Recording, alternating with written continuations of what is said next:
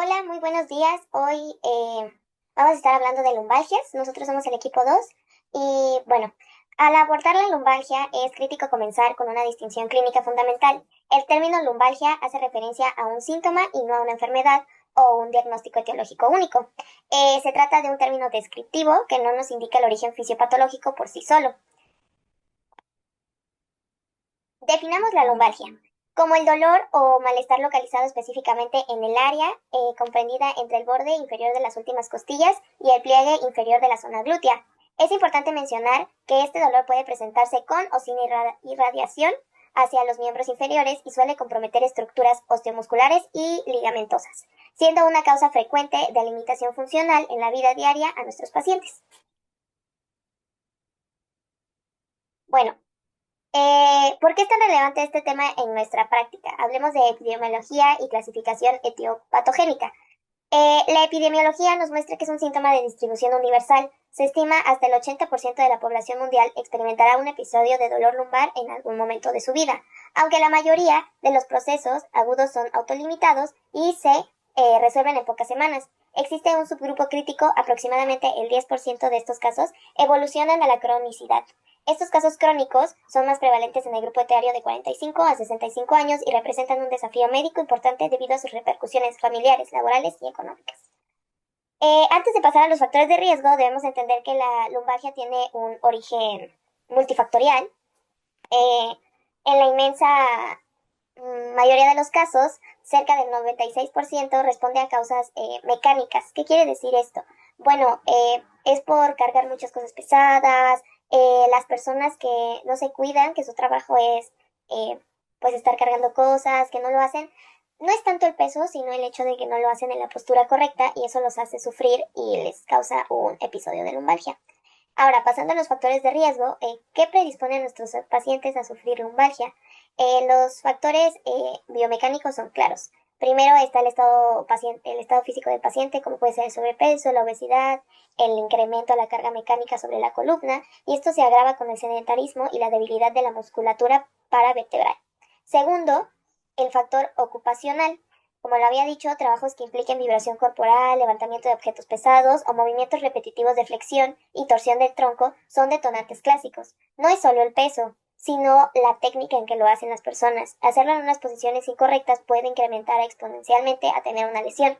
La evidencia actual nos indica que alteraciones como la depresión, la ansiedad, el estrés laboral e incluso el insomnio están fuertemente asociados con un incremento en la presentación de la lumbalgia.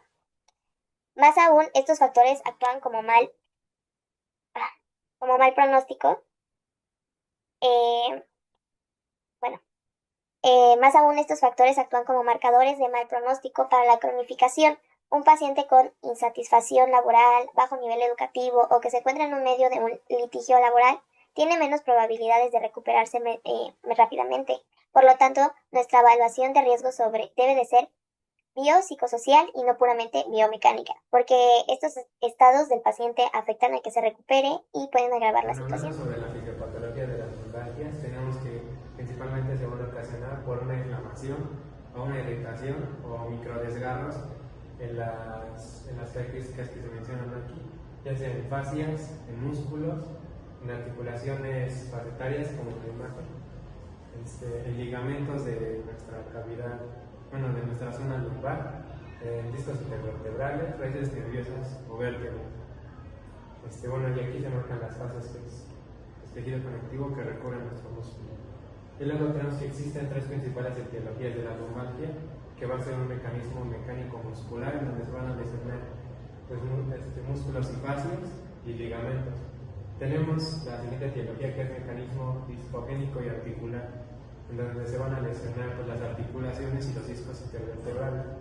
Y tenemos el mecanismo neurológico o radicular, en donde se ve principalmente afectada el nervio o la médula espinal y los nervios. Vamos a ver brevemente los métodos diagnósticos. Si tienen alguna duda, pueden pasar la pantalla, ya que iré un poco rápido. Bueno, aquí va a ser predominantemente un diagnóstico clínico de exclusión. Se debe de excluir la patología grave que requiere intervención inmediata. Bueno, recordemos la anamnesis, si es agudo, subagudo, crónico, dependiendo de las semanas. Si es un tipo de dolor mecánico o inflamatorio, recordemos que el mecánico empeora con el movimiento y mejora con el reposo. Y el inflamatorio es por la noche, hay rigidez matutina y prolongada. Y bueno, vemos algunos signos de alarma, que son una edad mayor de 50 años, pérdida de peso inexplicable, antecedente de cáncer y déficit neurológico.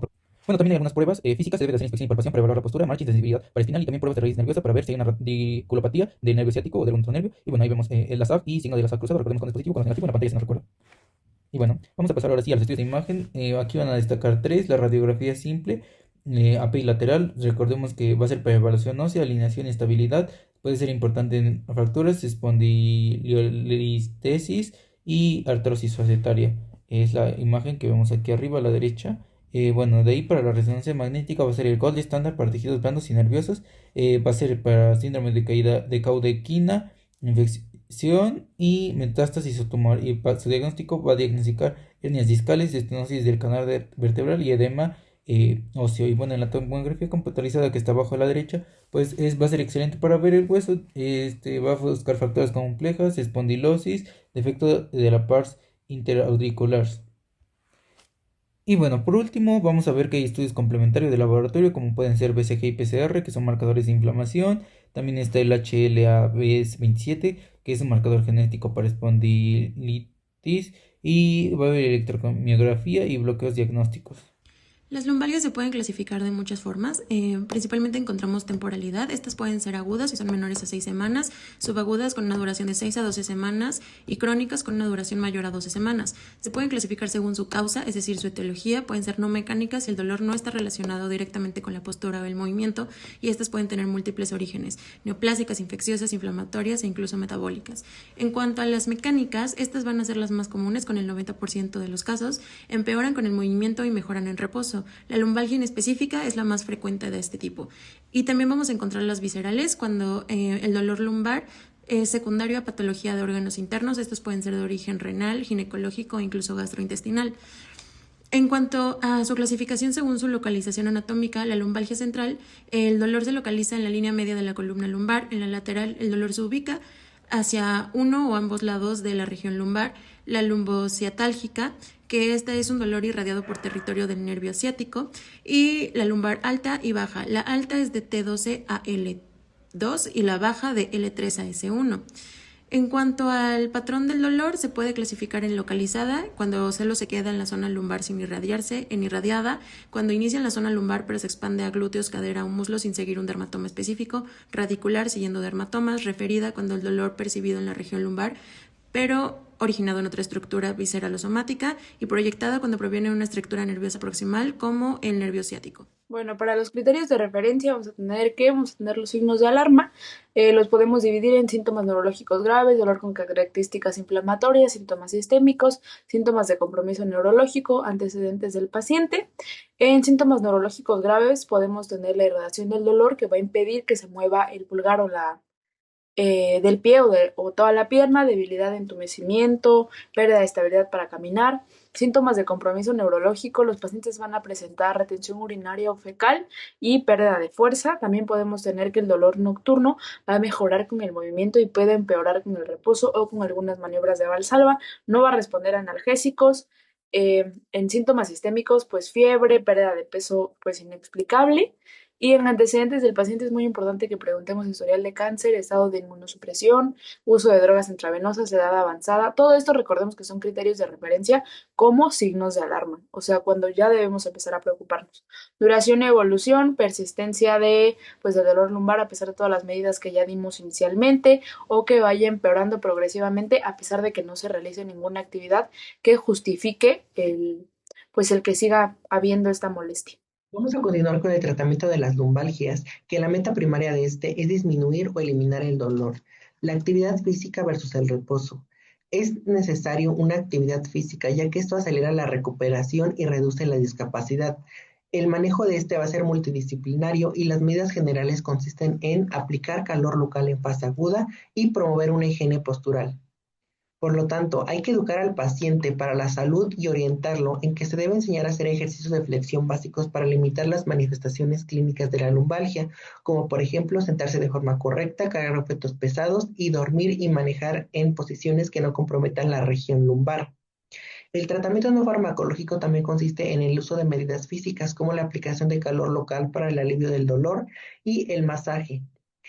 También la disminución del sobrepeso, que se recomienda con el uso de fisioterapia, masoterapia y incorporar terapia cognitivo-conductual.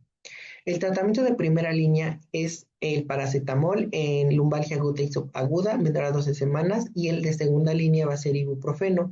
A esto se le puede sumar un relajante muscular de tipo no benzodiazepínico, y el tratamiento para la lumbalgia crónica mayor a 12 semanas va a ser el uso de AINE más paracetamol. El de tercera línea puede usarse un opiáceo menor y también se puede usar un antidepresivo tricíclico o heterotricíclico. El pronóstico de este es de buen pronóstico, ya que el paciente puede mantener una actividad física y hábitos ergonómicos, y en la mayoría de los casos, este va a remitir en 2 a 6 semanas con un tratamiento conservador.